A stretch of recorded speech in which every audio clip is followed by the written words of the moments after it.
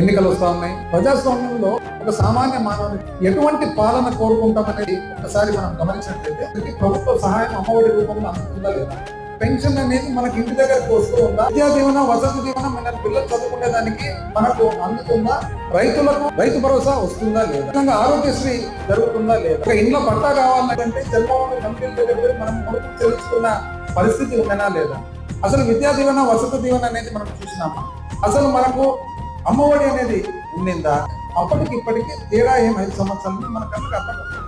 భయపడాల్సినది ఎవరు? 2009లో ఎందుకు మిమ్మల్ని ప్రజలు ఇక్కడి నుంచి పంపించేసినారు? దానికి మీరు భయపడాలి. 2 సార్లు వరుసగా ఓడిపోయినది ఎవరు? మీరు భయపడాలి. మీ సొంత నియోజకవర్గం ఏది? పక్క నియోజకవర్గం, అక్కడ ఓడిపోతుంది, మీరు భయపడాలి. ఇప్పుడు అభివృద్ధి మేమే చేసినామంటే ఏం చేసి ఇంతవరకు జరిగింది, ఇంతకంటే బాగా నేను చేస్తా. ఏంది చేసినారో చెప్పరు, ఏంది చేస్తున్నారో చెప్పరు, ఏమి చేయబోతున్నారో చెప్పరు. కేర్ ఆఫ్ అడ్రస్ క్లారిటీ లేదు. Present tense, past tense, future